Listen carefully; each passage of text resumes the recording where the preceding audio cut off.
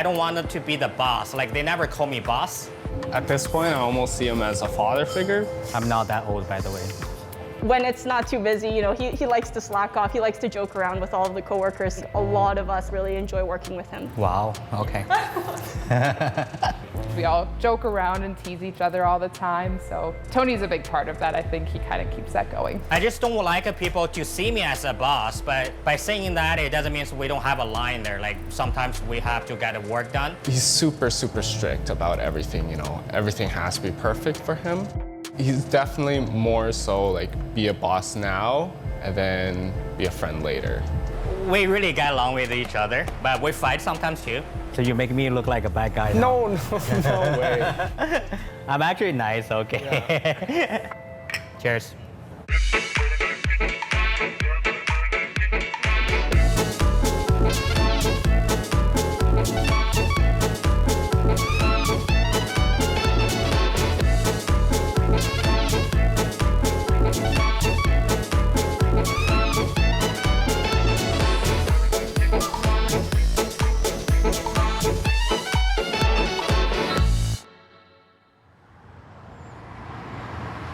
My name is Tony Yan. I'm the owner of Tipsy Samurai and also owner of the Wann Izakaya as well. My name's Adam. I'm the co-owner of Wann Izakaya. So izakaya kind of means pub. Some place to hang out with your friend, with your family. Great food, great drinks. That's where the izakaya come from. When people talk about Japanese restaurant, sushi is the number one. I feel sushi a little old. Maybe I'm just tired to making them. There's more than sushi. Ramen. Wann was the first ramen restaurant in Regina. There's a lot that goes into ramen. It's super time consuming. It takes anywhere between 8 to 12 hours to cook. For the recipe, it takes me and my partner about 6 months just try to figure it out. When you see it, it's a bowl of ramen, but there's a tare, flavor oil, broth, toppings, like every single thing, it takes time. I was kind of nervous to open it. What if, because I throw a lot of money in there, the probably saving for 5 years when I ran in the sushi restaurant, all towards to the new branding. Am I gonna make my money back? Am I gonna survive this, or I'm gonna shut it down after 2 months? This batch was made yesterday.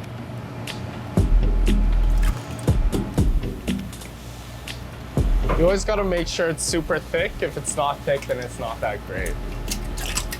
What does the thickness mean? It means it's gonna be a rich broth. The broth that we make yesterday will be the broth that we use today. If we make broth today, it'll be the broth we use for tomorrow. Can you tell me about the recipe? So the recipe is basically, you know, pork bones, onions, green onions, and tare, but the exact ratio is a secret for us. It's basically the life of the restaurant here. So we got chashu, bean sprouts, bamboo, green onions, a marinated egg, and seaweed. It's simple, yet every topping is also kind of complicated. The bamboo has a really, really strong flavor, so we kind of gotta make it a little bit more mild, or else it'll be really, really too strong and impact the broth. So I'm finished the bamboo now, but it's only a small part of the ramen overall. I spend most of my time shopping. I'm definitely doing grocery runs a lot more now. There's definitely a supply issue with all my suppliers. I'm constantly, you know, going back and forth between different grocers. It's frustrating. Sometimes I have to leave some of my kitchen staff behind if it's busy. Oh, it's a mess, yeah. Wann, I feel like it's almost like the first big Asian grocery store. You know, my parents came in here, I came in here when I was younger, so I always go down the snack aisle. You know, I'd beg my parents, you know, shrimp crackers or something, Jello sticks, but they'd never get it from me, so. Sometimes I pick up Jello straws for the staff, and you know, it's gone within like 2 days. This OG brand. Growing up, my parents have always been a huge influence. Parents do everything for their kids, but sometimes, honestly, that means working day and night. It is a little unfair to the kids, but it's what parents have to do. And I see Tony with his kids a lot. He brings them by the restaurant a lot just to kind of babysit and provide for them at the same time. So it's a really hard balance. I'm not home that much. I think my family sacrificed more for me, for my career, for what I like to do. And just sorry, a little bit.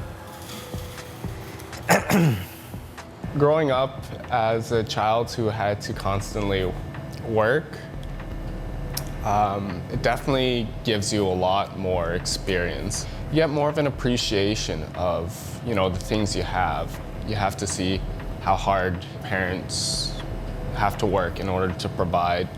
I try to be with them whenever I have a chance, right? It's like a little summer camp for them. It's my Tipsy summer camp. They're peeling my eggs and then get the green onion ready for the ramen. Knock on it. Fill with your thumb, eh? Don't peel with your finger. Let's see how fast you can go. See, you smash it too much. Okay, it's sharp. Don't get injured. It's sharp. Don't get injured. Okay. You're doing good. Very nice. You have to give a 45-degree angle right here. Then your blade will cut it through. Good job. You're gonna start work next week? Yeah, they love it. They like to come in here. They like to doing something beside their computer iPad and or stuff like that. I believe Tony's kids prep the green onions, so they're made with love. So this is our tonkatsu ramen. It's our #1 seller. Ramen is kind of built around the broth. The broth is always the heart, the soul of the dish. Most people know ramen through instant noodles. When I going to buy the equipment for the rebranding Wann Izakaya, the people will ask me, "What do you do?" I said, "I'm going to do a ramen restaurant." I said, "Ramen restaurant? Is that you Ichiban?" Like, no. I said, "No, it's different." Of course, instant noodles always has those curved noodles, the signature curved noodles that everyone has. About a year or two in, we switched the curved noodles to the straight noodles just to kind of align with the authenticity of tonkatsu ramen. When you go to Japan, every time you get tonkatsu, you'll always be getting straight thin noodles. So the noodles cook for about 2 minutes. We ship them directly from Vancouver. To make your own ramen noodles is really hard. You almost need a machine or a lot of labor to do it. Unfortunately, we don't have either or. I'm super biased towards Wann. I think our broth is #1. Out of all the broths I've tried, we definitely hit like a sweet spot. Debbie, what do you think? I agree. Surprisingly, our broths are sold out every single day. We're doing really good.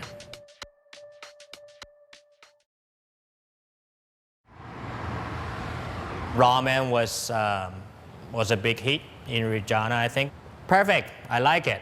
But I mean, I'm running into that time that I want to do something new again. I want to challenge myself for something new and then bring new stuff back to Regina. That's where Tipsy Samurai comes up. We did the sushi, we did the ramen. What's next? So yakitori is the one that popped up.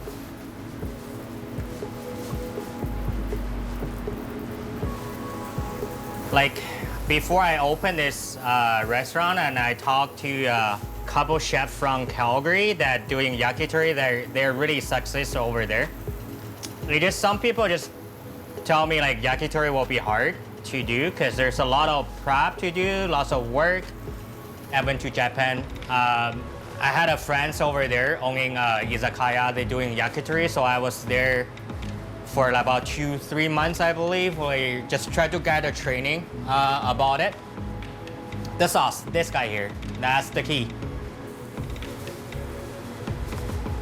It's a Japanese charcoal grill. The best one probably I would always recommend is the yakitori, just because I believe we are the only ones in Regina who does serve it. This guy went to Japan for a couple months to actually learn it, so you know it's authentic. Thank you, Terry. Thank you. I think you can probably tell we work like very well together. So when he was like missing from the other location, I was like, oh, like I wonder how he's doing. I kind of miss working with him. So I asked him if I could come over. And you were also a little bit short on the front of the house too when you asked me to come over. That's kind of why I wanted to come. Mainly for you, That's I your really reason? wanted to come. Okay, my version is like, at first I asked her to come help me out because I a little bit struggling here. She said no, I'm not gonna go. Tips there over there are better. Last time I had the yakitori, Last week. honestly, just like 20 minutes ago. I mean, I never get tired of eating that, so yeah. Chicken, we got a bacon wrapped a cold egg, and then we got a pork patty and a tomato. What do you pick? I want the quail egg. Wait, do you want the quail egg? It's okay, I can take the chicken. We can give two. How about, okay, wait, I'll take the pork belly. Yeah, then here we go. Yeah, man, thank you. Yeah. Good sauce. Good sauce. I'm happy. I think take about 2 weeks to actually for me to finish making the sauce. I think it's great. There's like a lot of people who like extra sauce, and even sometimes they ask for a side of it with like rice. So it take a little bit of time for me to figure out the good balance about everything for the sauce, and then just try to keep it that way. You pick first, because last time I picked the first one. Which one would you like? A tomato. Really? Yeah.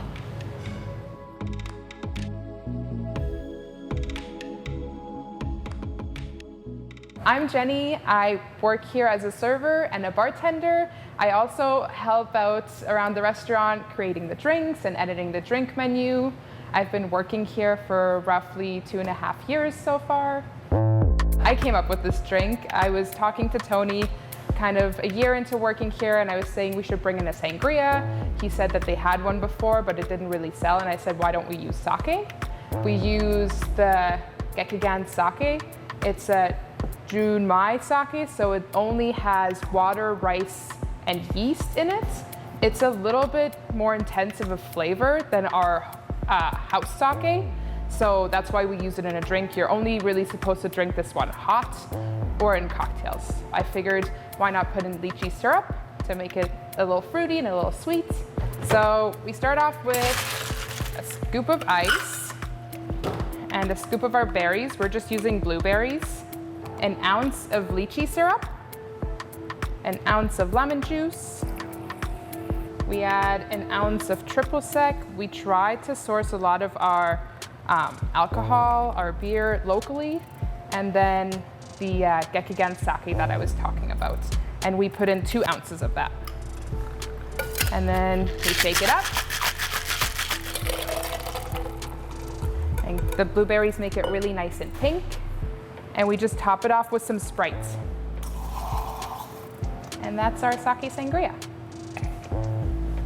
All right, here we go. I'll set the chopsticks. Here we go. Sake bomb. When I went to Japan, when I hang out with my friends over there, and then we all izakaya, we all like, you say sake, I say bomb. It just bring the vibe, like everybody get involved. I did soju. You doing soju? Yeah, you can have sake. I'm gonna have sake. The sake bomb is our house sake, a drop shot into Sapporo, which is our Japanese beer on tap. And then we just recently brought in soju, which is a Korean liqueur. It's also made of rice and it's sweet. So we've got 2 flavors right now. We're thinking of bringing in some more. We've got grape and we've got green apple. Sake bomb. I say sake, you say bomb. You're supposed to say, I say sake. You say bomb. I say sake. You say bomb. Sake. Bomb. Sake. Bomb. Ready? Let's go. Sake. Bomb? You're so awkward. I didn't know I was saying bomb. Cheers. We didn't rehearse this. The whole point of sushi is honestly highlighting the rice almost. The rice is such an important part, and the fish is supposed to highlight that. This is our Regina roll. It's similar almost to like a California roll, but we want to make it a little bit more than just a California roll. So you'll see batter, you know, sweet potato on top, and then you got these different sauces that don't sound like they would sound good together, but when you try it, definitely like comes together at the end. We use teriyaki and honey mustard. Okay, well, I'm excited to try it. It's got a lot of more Western influence. It's more of a fusion dish than a traditional Japanese dish, especially with the honey mustard sauce for sure. How's the mustard? It's surprisingly good.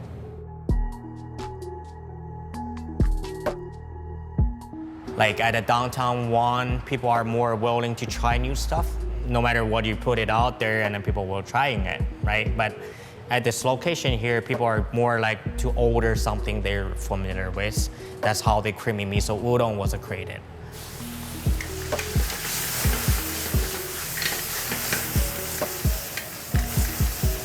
I got that from my favorite chicken Alfredo. You know, I just like the cream, I like the white sauce and everything. If you like a seafood, I assume everybody will love it. I think for seafood, my personal preference is a lot of garlic. I know he put extra spice for the color, so I'm actually really scared to try it. Can I eat? Is that okay? Let me know if you need water. You're supposed to be, wow, like, you know, this is so good. I'm waiting for the spice to kick in. Spicy oil I'm using is, I made those spicy oil. They're really spicy, by the way. He knows I can't eat spicy ever since I started working with him, but he always tells me I need to practice, but it's been 6 years and nothing has changed. I like to make sure the food out of my kitchen are perfect. I know nothing is perfect, but I'm trying to be perfect. Sometimes you will see me sneak out from the kitchen corner and just look at the people from their face, like they're really happy, they enjoy their meal. That's the part want me to keep doing it.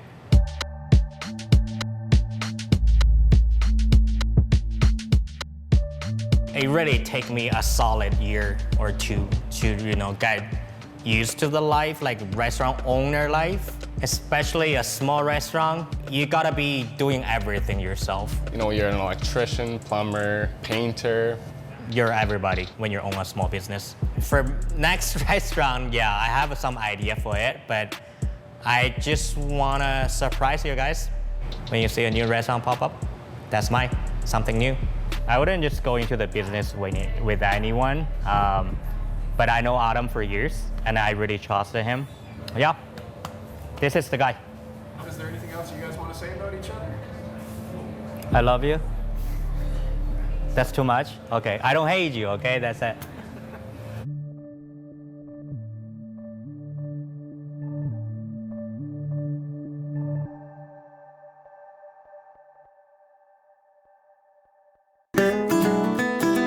Is there a restaurant or beverage producer you'd like to see featured on maxTV Local? Email us at max.local@sasktel.com.